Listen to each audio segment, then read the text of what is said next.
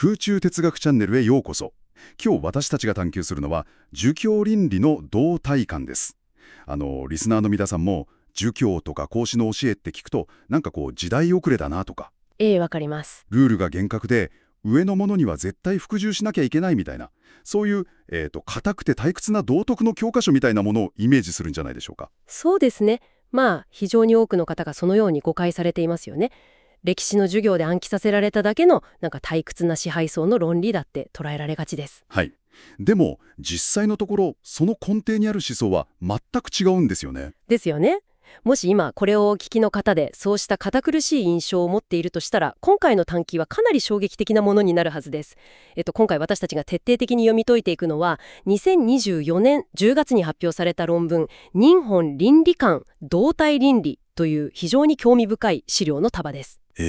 本当に示唆に富む内容です。さて、これを紐解いていきましょう。この資料が持っているミッションは、儒教の核心である仁というものが、決して固定化された息苦しいルールなんかではなくてですね、はい。現代の私たちのこの混沌とした人生とか、複雑な組織にも見事に適応できる、非常に柔軟でダイナミックな、つまり動態的な倫理システムであるということを解き明かすことです。その通りです。今回の探求は単なる古典の誇りを払うようなそういう退屈な解説ではありません。東洋哲学の根底に流れる、太陽一如という深遠な概念を通じてですね、現代社会のあらゆる変化を生き抜くための極めて実践的な知を学ぶためのものです。実践的な知恵ですね。これを理解することで皆さんの日常の人間関係や仕事に対する視界が大きく変わるのではないかと考えています。ワクワクしますね。では、まず多くの人が抱いている最大の誤解から解きほぐしていきたいんですが、はい、行きましょう。有名な論語の言葉で君君心身父父個々というものがありますよね。君は君らしく、心は心らしくってやつです。非常に有名なフレーズですね。これを聞くとどうしても王様は偉そうにしていて部下は黙ってそれに従えみたいな、そういう固定化された身分制度の正当化のように聞こえてしまうじゃないですか。無理もないですよね。でもここで非常に興味深いのは孔子の思想の核心である義の本当の構造なんです。その誤解を解くためにはまず先ほども少し触れた対応という概念を導入する必要があります。対応ですか？はい。対と用。この2つの文字がキーワードになります。対と用。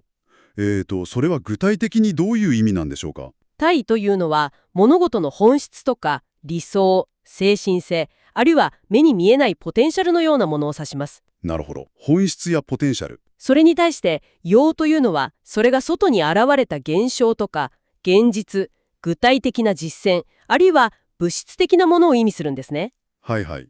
儒教における義もただの一つの固定された状態ではなくて、この対、つまり本質と用、つまり実践のダイナミックな対比と結びつきによって成り立っているんです。ちょっと頭の中を整理するために日常的なアナロジーで考えてみたいんですが、ぜひ。例えば対というのは水を入れるための容器とか水を蓄えるポテンシャルのようなものだと考えていいんでしょうか？いいですね。そのイメージです。そして用というのはそこに実際に注がれる水そのものとか、あるいは喉を潤すという具体的なアクションにあたる。とてもわかりやすい例えです。コップだけあっても喉は潤せないし、水だけあっても手からこぼれてしまいますよね。確かに。この2つは決して対立するものではなくて、常に連動して初めて意味をなすんです。これが太陽一如。つまり本質と実践は常に一つのペアとして機能しているということですね。ということは先ほどの君君心身という言葉も固定された身分という容器、つまり体を一方的に押し付けているわけではないということですか？その通りです。その時々に求められる役割である用をどう生み出すかという非常に流動的な関係性の話なんです。そしてこの体と用を行き来するプロセスの中にこそ儒教のダイナミックな倫理の動きがあるんです。その行き来するプロセスというのが今回の資料の最も面白い部分ですよね。ここからが本番です。頭の中で完結させずに現実世界との間でバランスを取る。そこで出てくる第一の動きが中心化と呼ばれる概念です。はい、中心化ですね。これは私たちが頭の中で理想や理論、つまり体の方にばかり偏りすぎてしまった時に、それを現実の行動や実践である要エクス引き出す力のことだと書かれています。はい。資料では論語の中からこの中心化を示す具体的なエピソードがいくつも挙げられているんですよ。例えばどんなものがありますか？孔子は先行起言、後通じ、つまり口先で言う前にまず行動せよと何度も弟子にしといています。言葉や理論ばかりが先行するのを改めて実践によってバランスを取らせたわけです。ああ、なるほど。現代のビジネスでも会議で立派な戦略やビジョンを語るんだけど、全然現場の行動に降りてこないって状況よくありますからね。まさにそれです。それを行動に引き戻すわけですね。ただ、この中心化について孔子自身のエピソードが資料にあって、それが非常に示唆に富んでいました。大名のエピソードですね。そうです。孔子は大名という大きな名、つまり極めて重要な儀式を行う場所に入った時の話です。孔子といえば当時の誰もが認める礼儀の達人です。プロフェッショナル中のプロフェッショナルですよね。はい。その孔子が大名に入った際、目にするものすべてについて、これは何ですか？どうするのですか？と周りの人に質問攻めにしたんです。これ、普通に考えるとかなりリスクのある行動じゃないですか？と言いますと、だって、周りの人は当然、孔子って礼儀の専門家だと聞いていたのに、実は何も知らないんじゃないかって陰口を叩くと思うんですよ。実際そう記録されていますし、批判されましたね。自分のブランディングを傷つけるような行動をなぜあえて取ったんでしょうか？実際にそう批判されたとき、孔子はそれこそが礼なのだと答えています。それが礼。はい。これを全体像に結びつけて考えてみると、孔子はその妙において、自分が主、つまりホストではなく、客、ゲストであるという立場を完全に理解していました。なるほど。彼は知識としては、つまり体の部分では、おそらくその場の誰よりも全てを知っていたでしょう。でも、その場においては、自分が知ったかぶりをして仕切るのではなく、その場を取り仕切っている現場の担当者たちを立てて、彼らが気持ちよく仕事ができるように、あえて質問するという行動に出たわけです。わあ、それはすごい。私が教えてやろうって前に出なかったんですね。そうなんです。つまり、自分の倫理的本分である客という役割に徹した。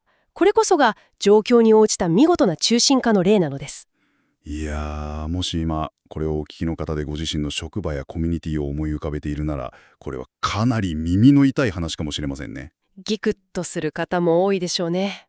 つい自分はもう知っているとか、自分が一番正しいという思い込み、つまり体の側に偏ってしまいがちです。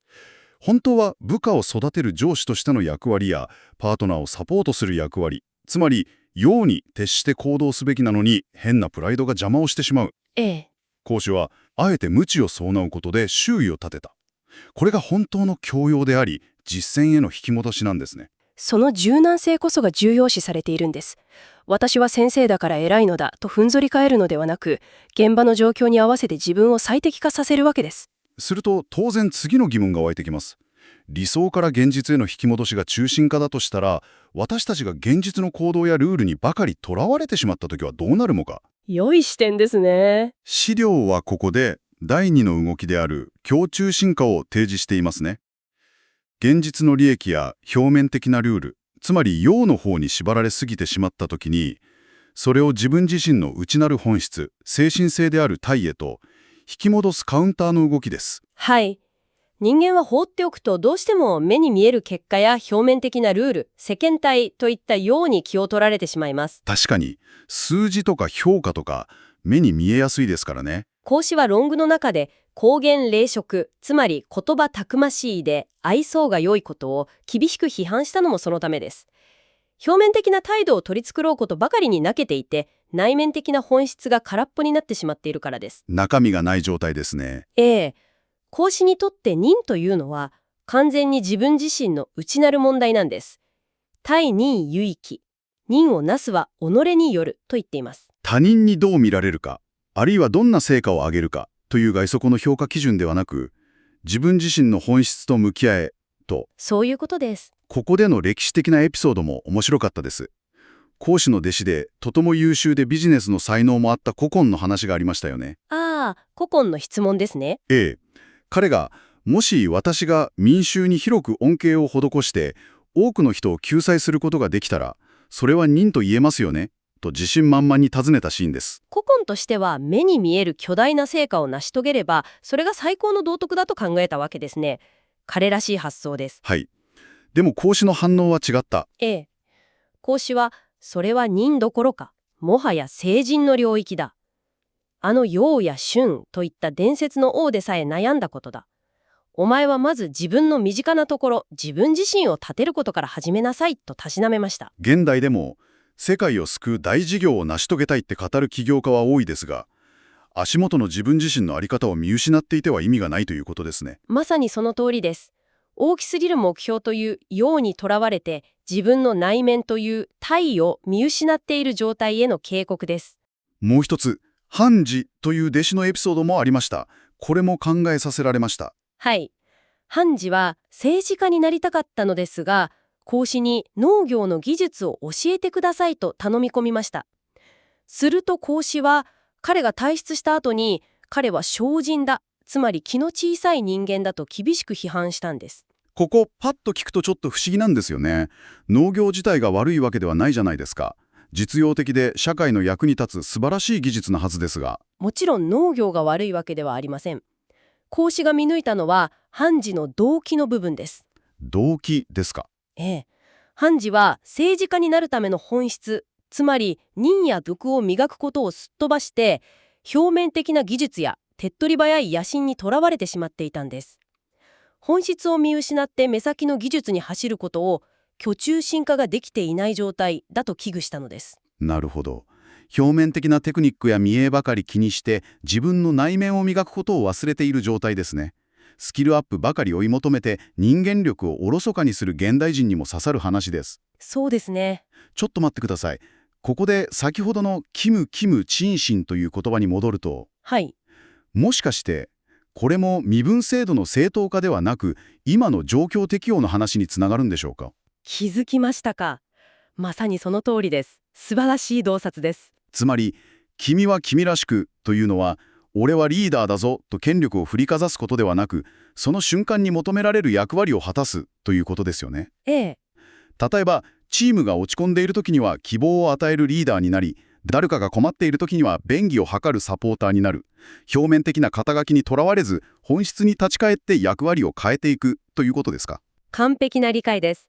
資料でも仏教の言葉を借りてこの役割を解釈し直しています。君、つまりリーダーは人に希望を与えるもの。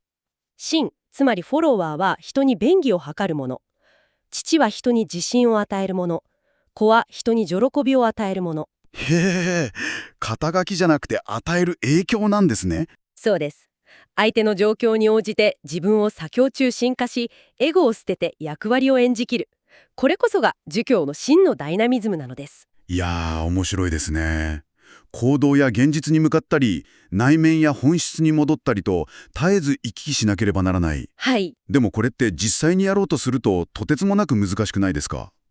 現実のルールと内面の本質がぶつかり合って、必ずどこかで矛盾が生まれてしまう気がするんです。それは非常に重要な問いを提起していますね。資料ではまさにその矛盾について専門的な哲学用語を使って説明しています。長期性という言葉です。長期性。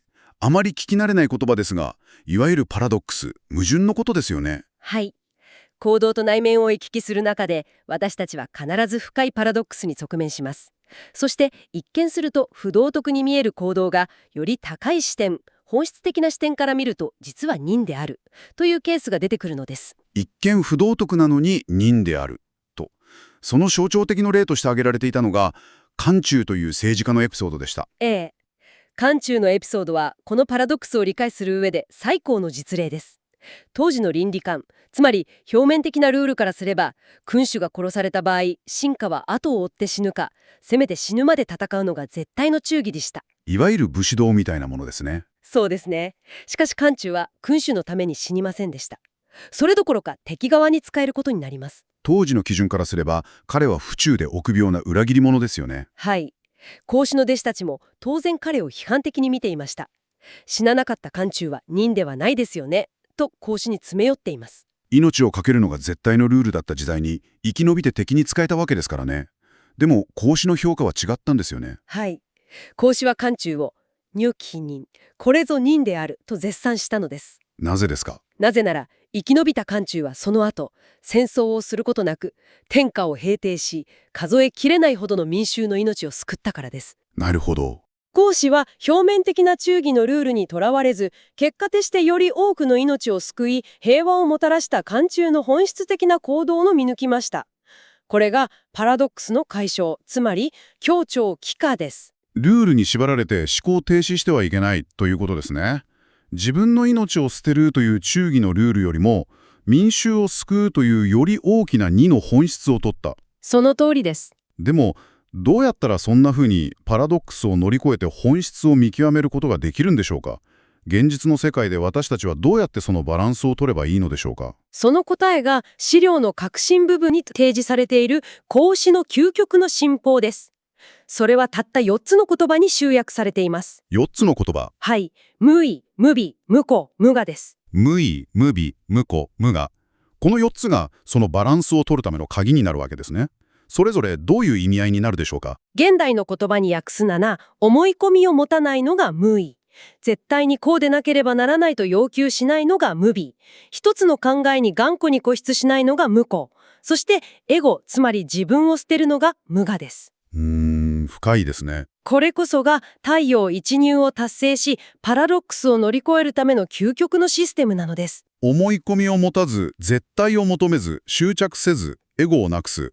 これって一種のオペレーティングシステム ?OS みたいですね。OS ですか？面白い表現ですね。はい。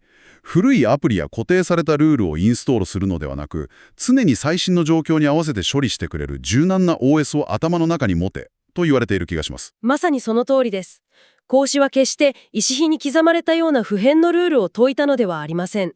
彼は人間が社会の中でどう生きるべきか、どう他者と関わり、どう自分をアップデートし続かるかという柔軟な OS を提供したのです。はい。理想と現実、内面と行動の間を絶えず行き来し、時にはパラドックスに悩みながらも最終的にエゴを捨てて自分自身を最適化していく、それが動体的な倫理の正体です。いやー、儒教のイメージが今日で完全に覆いかどりました。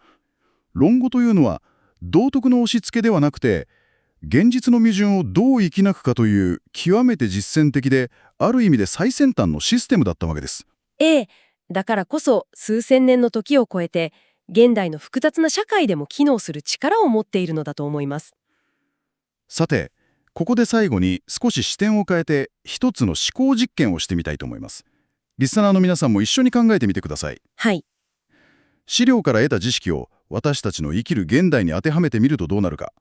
今日お話しした究極の信奉の一つ、無我、つまりエゴを捨てるについてです。最も難しい実践の一つですね。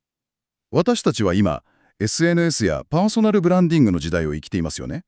自分らしさを発信しろとか、個人のブランドを確立しろと、絶えず自分、つまりエゴを強固にすることが求められる世界です。確かに、現代社会は孔子の教えとは真逆のエゴの増幅を推奨するシステムで動いているように見えますね。